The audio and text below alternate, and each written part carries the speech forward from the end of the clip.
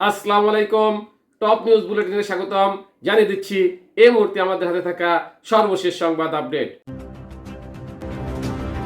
শুরুতেই থাকছে 2 মাস ধরে উপদেষ্টা পদ নিয়ে অনিশ্চয়তা আছি মাহফুজ আলম।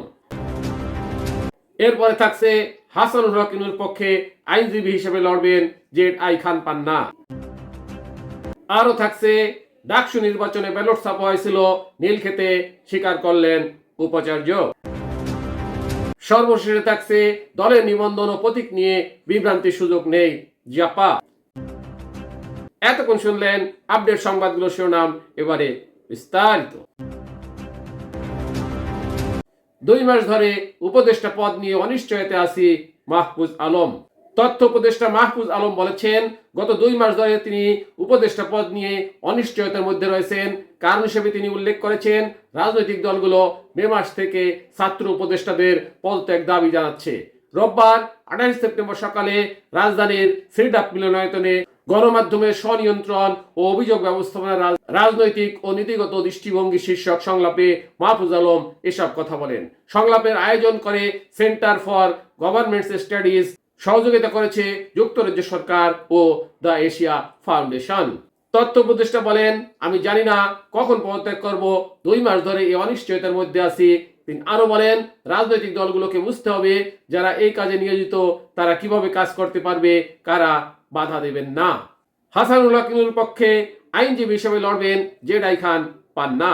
বৈষম্য বিরোধী ছাত্র আন্দোলন চলাকালে কুষ্টিয়ায় 7 হত্যাকাণ্ডের ঘটনায় মানবতা বিরোধী অপরাধের মামলায় আসামি জাতীয় সমাজতান্ত্রিক দলের সভাপতি হাসানুল হক ইনুর পক্ষে আইনজীবী হিসেবে লড়বেন সুপ্রিম কোর্টের জ্যেষ্ঠ আইনজীবী জেড.আই খান পান্না। রোববার 28 সেপ্টেম্বর আন্তর্জাতিক অপরাধ ট্রাইব্যুনালের সামনে সাংবাদিকদের সঙ্গে আলাপকালে আইনজীবী নিজেই একথা জানান।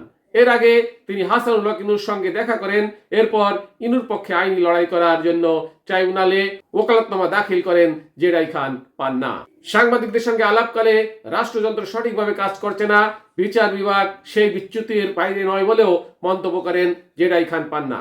গণমাধ্যমের প্রশ্নে সুপ্রিম কোর্টের সিনিয়র এই আইনজীবী বলেন, চারিদিকে মব কালচারের দৌরাত্ম্য, ন্যায্যতা পথ হারিয়েছে, সেই সুযোগ কাজে লাগাচ্ছে রাষ্ট্র। সাবেক তথ্যমন্ত্রী এবং জাসদ সভাপতি হাসানুল হক ইনুর পক্ষে আইনি লড়াই করবেন বলেও জানান তিনি। ডাকসু নির্বাচনে ব্যালট ছাপা হয়েছিল নীলক্ষেতে, স্বীকার করলেন উপাচার্য।